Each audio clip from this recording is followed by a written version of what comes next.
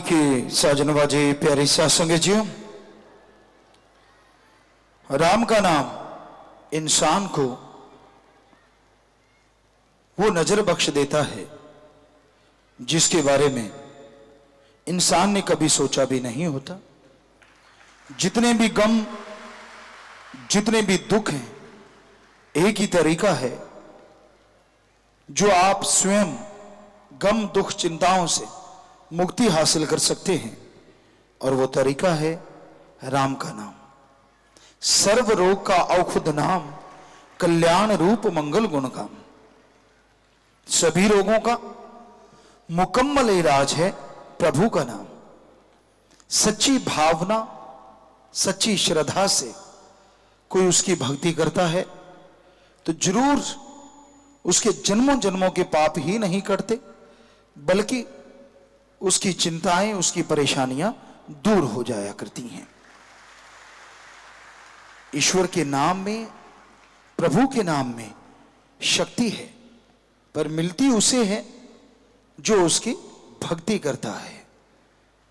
किसी और तरीके से प्रभु को पाया नहीं जा सकता, किसी और तरीके से प्रभु की शक्ति हासिल नहीं की जा सकती।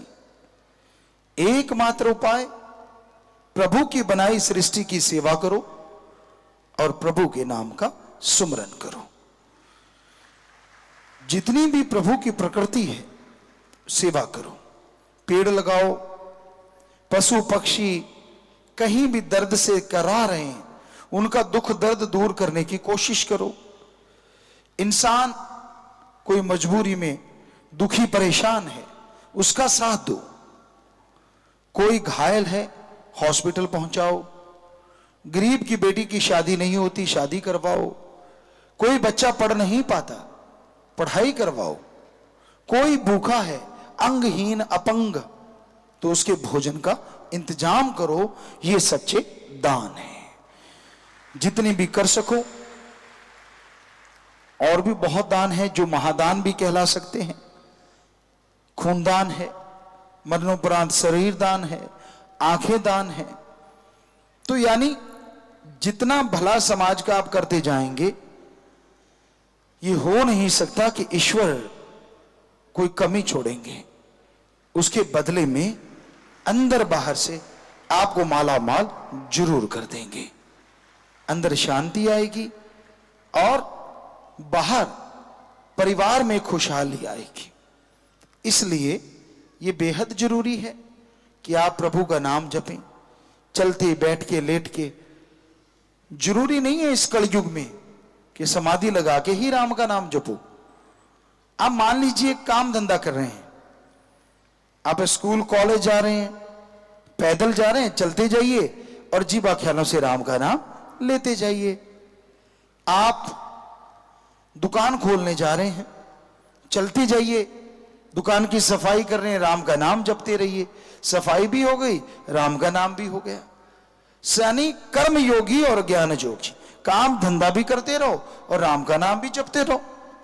हमारे धर्मों में यही शिक्षा है इस कलयुग में कि कर्म मत छोड़ो, लेकिन ज्ञान जोगी बने बिना कर्म काम के नहीं, और बिना कर्म के ज्ञान किसी काम का नहीं। तो दोनों होने चाहिए, कर्म योगी और ज्ञान जोगी। काम धंधा भी करते रहो और राम का नाम भी जपते रहो। आप गाड़ी में बैठे सफर कर रहे हो, बजाय इधर उधर देख के किसी का बुरा करने के, बुरा सोचने के, गाड़ी में बैठे रहिए और राम का नाम जपते रहिए। सफर भी हो रहा है, और अगर आपके भाग्य में कोई भयानक एक्सीडेंट लिखा हुआ अगर होगा और आप राम का नाम लेते जा रहे, हम आपको गारंटी देते हैं वो पहाड़ जैसा कर्म कंकर में बदल जाएगा। ये है प्रभु के नाम की शक्ति। तो इंसान को चलते बैठ के लेट के काम धंधे करते, जब भी दिल करे थोड़ा सा भी, पर प्रभु का नाम लो जरूर, और मानवता भलाई के लिए समय निकालो। हमारे पवित्र वेदों में लिखा 7वां हिस्सा, 9वां हिस्सा, 13वां हिस्सा, 15वां हिस्सा, चलो 25वां हिस्सा, जो भी आप निकालें, 24 रुपए आपके 1 रुपया निकाल लो और उसे प्रभु की सृष्टि की सेवा में जरूर लगाओ, और अपने हाथों से लगाओगे तो खुशियां कई गुना बढ़ के आएंगी। क्योंकि ये कलयुग का समय है, इसमें आप किसी और पे अगर भरोसा करोगे तो कह नहीं सकते कि वो पैसा दीन दुखियों की मदद में लगाएगा या खुद की मदद में लगाएगा। इसलिए समाज का भला कीजिए, मानवता का भला कीजिए, सृष्टि की सेवा में समय लगाइए, लेकिन अपने हाथों से लगाइए, ताकि आपको संतुष्टि हो कि हां, मैंने भूखे को खाना खिलाया, मैंने नंगे को कपड़े दिए, मैंने अपंग अंगहीन के कारोबार के लिए या खान पान का इंतजाम कर दिया। यकीन मानो उससे अंदर से निकली हुई आशीर्वाद दुआएं आपको जरूर लगेंगी और आप खुशियों से लबरेज जरूर हो जाएंगे। तो धर्म भावना सिखाते हैं, धर्म अंतःकरण का सुख सिखाते हैं, धर्म जोड़ना सिखाते हैं, तोड़ना नहीं सिखाते। धर्म शब्द का मतलब है धारण कर लो, इंसान को इंसान से जोड़ो और इंसान को भगवान से जोड़ो। यह है धर्मों का काम। धर्म कभी किसी का बुरा नहीं करते, इसलिए सबसे प्रेम करो, कभी किसी का बुरा ना करो, और मालिक से मालिक को मांगते हुए आगे बढ़ते जाओ तो यकीनन मालिक आपकी झोलियां कृपा दृष्टि से, दया में रहमत से जरूर भर देंगे।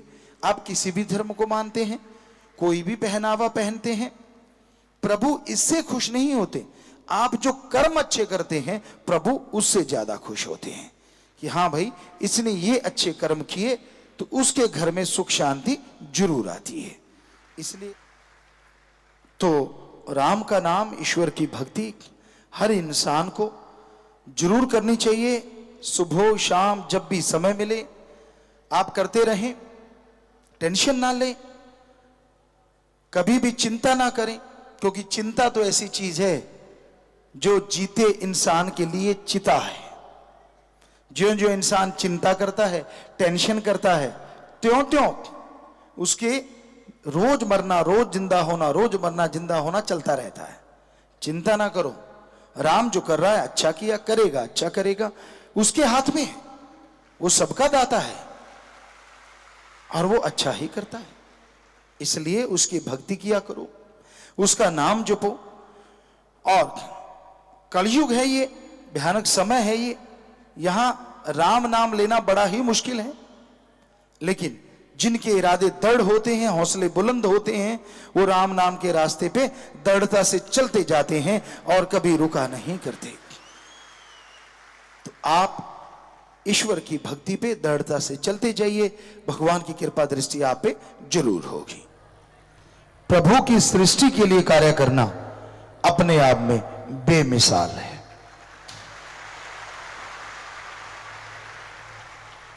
खुद के लिए तो पशु पक्षी परिंदे भी जीते हैं,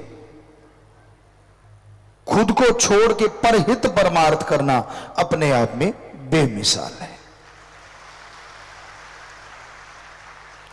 और ये परहित परमार्थ जितना इंसान कर सकता है, इतना कोई दूसरा सोच भी नहीं सकता। मानो, और यही हकीकत है। हर किसी इंसान को अगर ये सोच आ जाए, वो अहंकार ना करे, खुदी ना करे, अपने बड़ों का, पूर्वजों का, संतों का, फकीरों का सत्कार करे, हो नहीं सकता उसको कभी नीचा देखना पड़े। इसलिए कभी किसी का बुरा ना करो, अपने घर से शुरुआत करो। माता पिता, आप कहते हो मेरे लिए क्या किया, आपको इस दुनिया में लेके आए। कई बच्चे कह देते मैंने कौन सा कहा था मुझे जन्म दो। जब तू बच्चे पैदा करेगा तब भी तेरे बच्चे नहीं कहेंगे कि मुझे पैदा करो। ये कुदरती है, ये नेचर का असूल है, ये कुदरत ने नियम बनाया है। और आपके पिता ने कभी अपने शायद बाप से नहीं पूछा होगा मुझे दुनिया में क्यों लेके आया। क्यों? क्योंकि वो सुलझे हुए होते, उन्हें समझ होती है कि हां, कि भाई समय के अनुसार तो जैसा कुदरत चाहती है वैसा होना ही है। तो ये गलत बात है जो आप सवाल कर देते हो, मैंने कौन सा कहा था, मुझे क्यों जन्म दिया, मैंने कौन सा कहा। ये कुदरत ने कहा है, ना तूने कहा है ना तेरे बाप ने कहा है। जिनके बच्चे नहीं होते उनसे पूछ के देखो, आपको बातें आती हैं। बेचारों का क्या हाल होता है, औलाद का मुंह देखना चाहते हैं पर नहीं होता, कुदरत को नहीं मंजूर। तो ये सब कुदरत का दायरा है। नर मादा का बनाना, आगे पीढ़ी को चलाना, ये सब असूल हैं परमपिता परमात्मा के। कौन चाहता है कौन आए कौन ना आए, जिसे वो चाहता है वो ही आता है और वो ही जाता है। वो नियति इसे ही कहते हैं। कुदरत के कादिर ने अपना सारा सिस्टम फिट किया हुआ है। जब से दुनिया साजी तब से लेके जब तक उसने दुनिया को खत्म करना है तब तक का सब कुछ प्लान्ड, सब कुछ रचा हुआ है। आदमी की समझ नहीं आता, वो एक अलग चीज है। तो ये नियति जैसा चाहती है वैसा होता है, पर इंसान का फर्ज है, इंसान का कर्तव्य है, अपनी बुद्धि विवेक से काम लेता हुआ वो नेकी करे, भले कर्म करे, अच्छाई के रास्ते पे चलता जाए। मालिक साथ अवश्य देंगे। तो ये नियति जो होती है ना, ये बड़ी बलवान होती है। आदमी कितना भी जोर लगाए ये बदलती नहीं। हां, ईश्वर का नाम जपे, अपने पीर फकीर के 100% यकीन करे, जो वो करता है सही करता था, सही करता है और सही करता रहेगा। तो भाई गुरु आप हमें कहते हैं, तो बस आपसे यही गुजारिश है। 124 मानवता भलाई के कार्य आपको सौंपे हुए हैं। आप जरूर अपनी जिंदगी के बारे में देखा करो, क्या आप उन कार्यों को वाकई साल में 2-2 बार या 1-1 बार करते हो? क्या नहीं करते तो जरूर करा करो। यही हमारे लिए आपकी तरफ से तोहफा जो आप हमें देना चाहते हैं, बस। और हमें कोई तोहफा नहीं चाहिए कि आपको जो मानवता भलाई के कार्य बताए हैं उनको कम से कम साल में 1 या 2 बार तो जरूर किया करो।